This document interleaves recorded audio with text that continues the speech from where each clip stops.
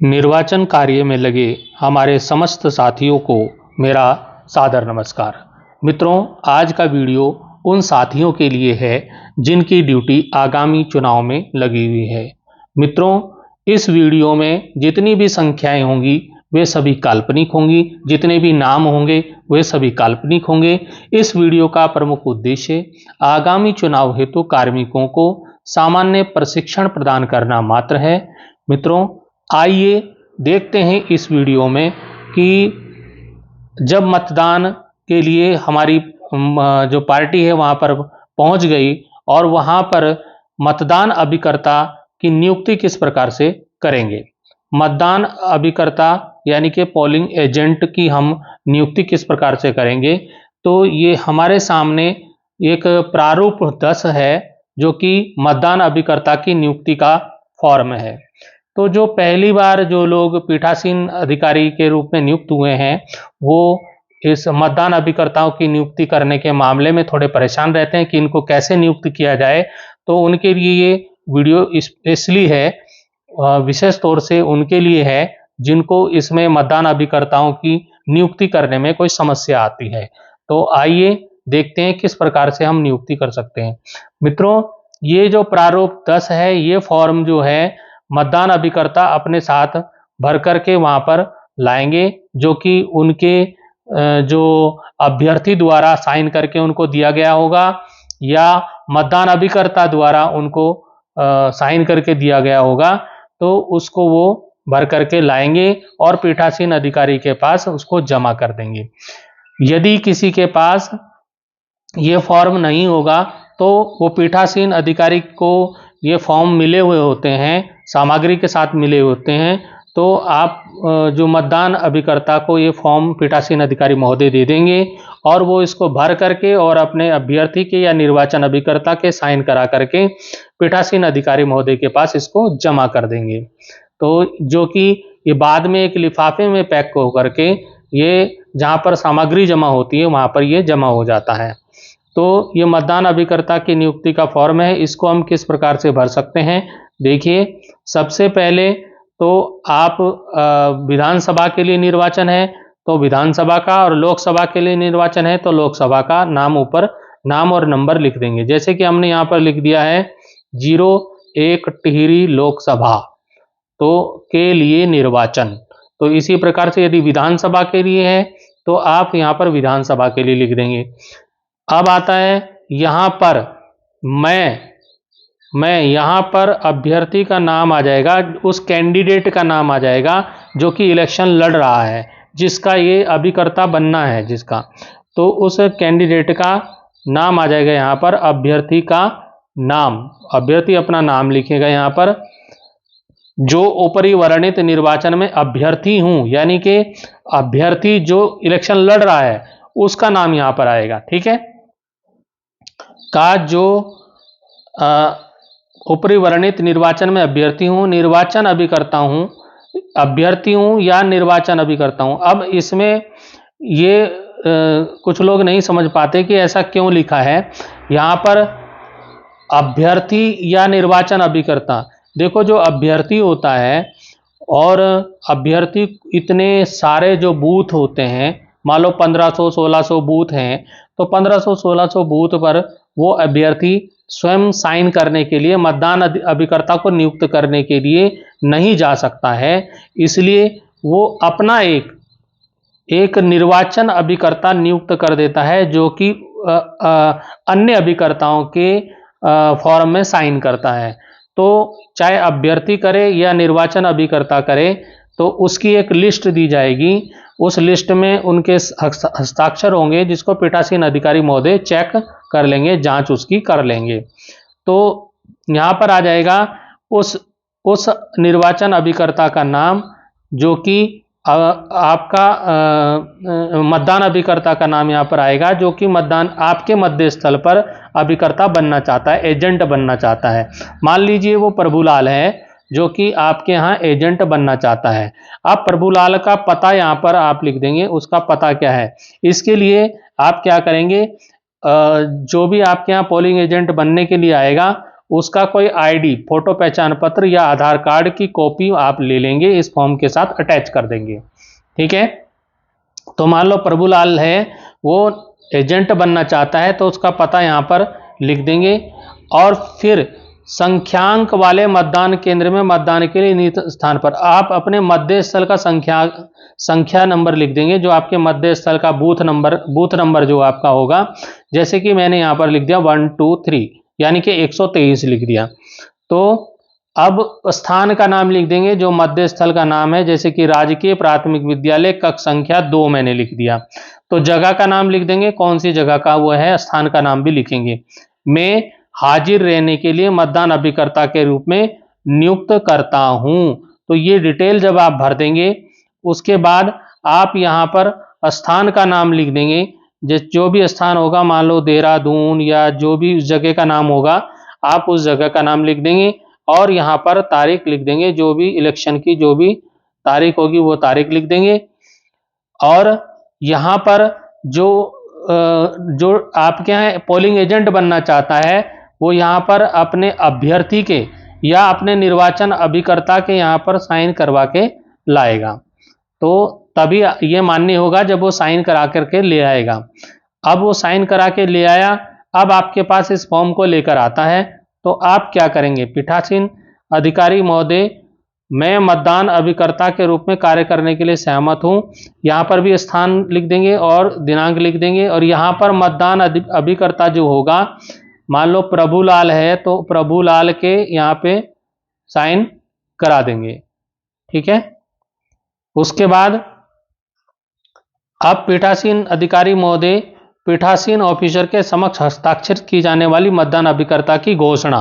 अब ये घोषणा है, मैं तद्वारा घोषणा करता हूं कि ऊपरी वर्णित निर्वाचन में लोक प्रतिनिधित्व अधिनियम 1951 की धारा 128 द्वारा जो मैंने पढ़ ली है को पढ़कर सुना दी गई है, निषिद्ध कोई बात नहीं करूंगा। इसी फॉर्म में ये जो धारा 128 है, ये नीचे लिखी मिलेगी आपको, बारीक बारीक बारीक बारीक यहाँ पर देखिए, यहाँ पर आपको मिल जाएगी 128 मतदान की गोपनीयता बनाए रखना। इसमें सारी डिटेल दी होगी, जो भी नियम होंगे वो सारे नियम यहाँ पर दिए होंगे। तो ये पढ़वा देंगे आप उसको या पढ़ के सुना देंगे एजेंट को। और यहाँ पर जो है जो भी दिनांक होगी वो दिनांक यहाँ पर लिख देंगे। दिनांक लिखने के बाद यहाँ पर आ जाएगा मेरे समक्ष हस्ताक्षरित की गई, यानी कि ये हस्ताक्षर पीठासीन अधिकारी के सामने होंगे। यहाँ पर मतदान अधिकारी के मतदान जो अभिकर्ता है उसके यहाँ पर साइन हो जाएंगे, मतदान अभिकर्ता के यहाँ पर साइन हो जाएंगे और यहाँ पर पीठासीन अधिकारी महोदय के साइन हो जाएंगे। तो इस प्रकार से यहाँ पर जो भी है तारीख यहाँ पर लिख दी जाएगी, कितनी तारीख को ये साइन किए गए। और इस प्रकार से आप इस फॉर्म को भर करके आप अपने पास पीठासीन अधिकारी महोदय को अपने पास जमा कर लेंगे। अब जब इस फॉर्म को जमा कर दिया, उसके बाद मतदान जो अभिकर्ता है, जो पोलिंग एजेंट है, उसको एक पास जारी किया जाएगा, एक प्रवेश पत्र उसके लिए जारी किया जाएगा। उसमें आप सबसे पहले तो सीरियल नंबर लिख लेंगे कि वो कौन से नंबर का अभिकर्ता है, पहला है, दूसरा है, तीसरा है, चौथा है, पांचवा है। तो यहाँ पर उसकी क्रम संख्या सीरियल नंबर लिख देंगे। उसके बाद ये आपके सामने ये प्रवेश पत्र है, किस तरह का प्रवेश पत्र आपको भरना है। इसमें यहाँ पर लोकसभा इलेक्शन है तो लोकसभा टिक कर देंगे, 2024 लिख देंगे। ठीक है, तो 2024 लिखने के बाद यहाँ पर 2024 हमने लिख दिया। उसके बाद मतदान अभिकर्ता का प्रवेश पत्र ये है, entry pass for polling agent, फिर ये बनेगा जो कि वो अपनी जेब के ऊपर इसको लगा लेंगे पिन से। तो ये पास है। सभा यहाँ पर आ जाएगा लोकसभा सामान्य निर्वाचन क्षेत्र की संख्या। तो संख्या मान लो 01 हो गया और नाम हो गया टिहरी हो गया। तो 01 टिहरी जो भी आपकी होगी, 05 हरिद्वार है या जो भी है उसको आप यहाँ पर लिख लेंगे। उसके बाद है मतदेय स्थल की संख्या 1 2 3, उसका नाम राजकीय प्राथमिक विद्यालय कक्ष संख्या नंबर 2। तो जो भी जगह का नाम है, जगह का नाम भी यहाँ पर लिख देंगे। फिर आता है निर्वाचन लड़ने वाले अभ्यर्थी का नाम, जिस भी पार्टी का वो अभिकर्ता बनना चाहता है, उस पार्टी से जो भी कैंडिडेट लड़ रहा है, इलेक्शन लड़ रहा है, तो इलेक्शन लड़ने वाले उस कैंडिडेट का नाम यहाँ पर लिख देंगे। ठीक है। उसके बाद मतदान अभिकर्ता का नाम। अब मतदान अभिकर्ता मान लीजिए प्रभुलाल आया है मतदान अभिकर्ता बनने, पोलिंग एजेंट बनने, तो उसका नाम लिख देंगे यहाँ पर। उसके बाद मतदान अभिकर्ता के प्रतिस्थानी का नाम। मान लीजिए मतदान अभिकर्ता को कुछ समय के लिए बाहर जाना है, तो उसका कोई प्रतिस्थानी होगा, रिलीवर होगा, तो उसका नाम यहाँ पे लिख देंगे। मान लीजिए वो रामलाल है, तो उसका नाम यहाँ पर लिख देंगे, यानी कि मतदान अभिकर्ता का नाम भी आ जाएगा और उसके प्रतिस्थानी का नाम भी यहाँ पे आ जाएगा। इस बार लोकसभा में बता रहे हैं कि प्रतिस्थानी 2 होंगे, तो 2 नाम यहाँ पर आ जाएंगे। तो उसके बाद पीठासीन अधिकारी महोदय यहाँ पर साइन कर देंगे और ये प्रवेश, और जो भी मध्य स्थल की जो सुभिन्नक चिन्ह वाली मोहर है उसको भी लगा देंगे। ठीक है। और इस तरह से ये पास तैयार हो जाएगा और ये पास उस पोलिंग एजेंट को दे देंगे। जब भी प्रतिस्थानी आएगा तो प्रतिस्थानी को के पास ये प्रवेश पत्र चला जाएगा, और जब वापस मतदान अभिकर्ता आएगा तो मतदान अभिकर्ता के पास ये पास रहेगा। जो भी आपके रूम में वहाँ पर बैठा होगा जहाँ पर वोटिंग हो रही है, उसके पास ये पास होना जरूरी है। अब आता है अगला जो फॉर्मेट है, वो फॉर्मेट है जो कि इनका कितने लोगों को आपने प्रवेश पत्र जारी किए गए उसकी डिटेल का एक प्रपत्र है। लोकसभा विधानसभा को काट देंगे, उप निर्वाचन 2024 लिख देंगे। मतदान अभिकर्ताओं के प्रवेश पत्रों का लेखा, ये भी तैयार करना होता है पोलिंग एजेंट का लेखा। अब मान लीजिए यहाँ पर है विधानसभा निर्वाचन क्षेत्र की संख्या, यहाँ पर लोकसभा आ जाएगी जब लोकसभा का इलेक्शन होगा, और जब विधानसभा का इलेक्शन होगा तो विधानसभा आ जाएगी। तो यहाँ पर विधानसभा है तो 17 सहसपुर है, और अगर लोकसभा है तो 01 टिहरी हो जाएगा। ठीक है, जो भी होगी उसके अनुसार होगा। फिर मतदेय स्थल की संख्या 1 2 3, उसका नाम लिख देंगे। कक्ष नंबर 2, निर्वाचन लड़ने वाले अभ्यर्थियों की संख्या कितनी है, जो निर्वाचन लड़ रहे हैं, जो इलेक्शन लड़ रहे हैं, आपके जो मतदेय स्थल है आपका, वहां पर कितने कैंडिडेट हैं जो खड़े हैं जो इलेक्शन लड़ने के लिए। तो मान लीजिए हमारे यहाँ 11 हैं। ठीक है। निर्वाचन सामग्री के साथ प्राप्त प्रवेश पत्रों की संख्या कितनी है, मैंने लिख दिया यहाँ पर 5 पेज, तो एक पेज में 4 होते हैं, तो कुल 20 हैं। मतदान अभिकर्ताओं को जारी प्रवेश पत्रों का विवरण आ जाएगा। तो विवरण में देख लीजिए, यहाँ पर अभ्यर्थी का नाम आ जाएगा। यहाँ पर अभ्यर्थी का नाम नंबर 1 पे, क्या प्रवेश पत्र जारी किया गया, हाँ। मतदान अभिकर्ता प्रतिस्थानी के हस्ताक्षर, मतदान अभिकर्ता के यहाँ पे हस्ताक्षर हो जाएंगे, प्रतिस्थानी के भी यहाँ पर हस्ताक्षर हो जाएंगे। इसी प्रकार से नंबर 2 कैंडिडेट है, उसका नाम आ जाएगा, उसका क्या उसे प्रवेश पत्र जारी किया गया, हाँ, और उसके मतदान अभिकर्ता के यहाँ पर साइन हो जाएंगे, प्रतिस्थानी के यहाँ पे साइन हो जाएंगे। फिर अभ्यर्थी जो तीसरे वाला है, तीसरा कैंडिडेट का नाम लिख देंगे, और यहाँ पर प्रवेश पत्र जारी किया गया, हाँ, और उसके मतदान अभिकर्ता के यहाँ पर साइन हो जाएंगे। तो इस प्रकार से मान लीजिए हमने 3 लोगों को ये प्रवेश पत्र जारी किया गया। हमारे यहाँ केवल 3 ही पोलिंग एजेंट आए, मतदान अभिकर्ता आए। तो अब यहाँ पर क्योंकि हमारे पास 20 जो हैं प्रवेश पत्र थे, तो यहाँ पर लिखना पड़ेगा अप्रयुक्त प्रवेश पत्र 17, जो कि हमने प्रयुक्त नहीं किए, वो कितने हैं, 17 है। यहाँ पर आप दिनांक लिख देंगे, जो भी पोलिंग की जो दिनांक होगी वो लिख देंगे, और यहाँ पर मोहर सहित पीठासीन अधिकारी के हस्ताक्षर हो जाएंगे, और सुबन्नक चिन्ह वाली मोहर यहाँ पर लग जाएगी। ठीक है। तो इस प्रकार से ये वाला प्रपत्र भर देंगे। अब आता है एक और प्रपत्र, अब मतदान अभिकर्ताओं के लिए, मतदान अभिकर्ता प्रतिस्थानी अभिकर्ता की संकलन सीट। ये संकलन सीट यदि कोई बाहर जाता है तो उसकी वो कितनी बार वो अंदर विजिट कर रहा है, कितनी बार बाहर जा रहा है, उसकी जो सीट, उसका विवरण है वो यहाँ पर रखा जाना है। तो ये लोकसभा निर्वाचन 2024 यहाँ पर लिख देंगे, और लोकसभा यहाँ पर हो जाएगा लोकसभा निर्वाचन क्षेत्र की संख्या 01 टिहरी, और मतदेय स्थल का नंबर 123 123, राजकीय प्राथमिक विद्यालय कक्ष संख्या 2। निर्वाचन लड़ने वाले अभ्यर्थियों की संख्या आ जाएगी, कितने अभ्यर्थी निर्वाचन लड़ने वाले हैं, मैंने आपको बताया था 11 निर्वाचन लड़ने वाले हैं। अब ये विजिट सीट, कितनी बार वो प्रतिस्थानी बाहर गए, कितनी बार अंदर आए, उसका यहाँ पर विवरण देना होता है।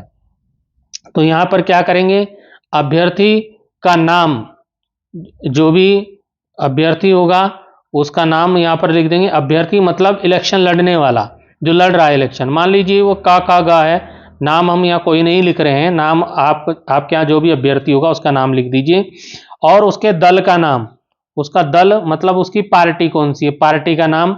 मतदान अभिकर्ता, प्रतिस्थानी अभिकर्ता का नाम, मान लो मतदान अभिकर्ता है प्रभुलाल। प्रवेश का समय उसका वो 6:30 बजे सुबह यहाँ प्रवेश कर गया था आपके मतदेय स्थल पर, उसका यहाँ पर हस्ताक्षर ले लेंगे। उसके बाद उसका निकास का समय हो जाएगा, कितने बजे वो बाहर गया, लघु शंका के लिए या किसी काम के लिए वो बाहर गया, तो उसका निकास का समय मान लो वो 11 बजे बाहर गया, और उसके जब वो बाहर गया तो फिर उसके साइन ले लेंगे। ठीक है। अब जब ये 11 बजे बाहर गया तो दूसरा प्रतिस्थानी अंदर आया होगा, तो उसका विवरण भरेंगे, प्रतिस्थानी का विवरण नंबर 2 पे डाल के, क ख ग, उसके दल का नाम च छ ज, जो भी होगा, मैंने च छ ज लिख दिया है, लेकिन उसके दल का, पार्टी का नाम जो भी होगा वो आपको लिखना होगा। ठीक है। तो मैंने पहले ही बताया ये सब संख्याएं काल्पनिक हैं, नाम काल्पनिक हैं, तो आपका आपके मध्य स्थल पर जो भी होगा उसके हिसाब से लिखेंगे। अब मान लीजिए जो प्रतिस्थानी है उसका नाम है रामलाल, तो रामलाल, क्योंकि ये 11 बजे पहले वाला प्रभुलाल बाहर गया, तो रामलाल 11 बजे अंदर आ गया, उसके यहाँ पर रामलाल के साइन ले लेंगे। और अब वो कितने बजे तक वहां रहा, मान लो वो 12 बजे तक वहां रहा, तो 12 बजे यहाँ टाइम डाल देंगे। 12 बजे वो निकास हुआ उसका, मतलब वो बाहर गया, फिर वापस प्रभुलाल आया, तो उसका समय यहाँ पर लिख देंगे, और यहाँ पर इसके साइन ले लेंगे। फिर वापस 3 नंबर पे प्रभुलाल जब वापस आया, तो उसका क ख ग जो है अभ्यर्थी का नाम, च छ ज जो भी है उसका पार्टी का नाम, फिर प्रभुलाल लिख देंगे, प्रभुलाल। ठीक है। और फिर वो 12 बजे अंदर आया, फिर उसके साइन ले लेंगे, और उसका अब वो अंदर आ गया, तो निकासी जब वो करेगा तब इस तरह से इस सीट को भरना है।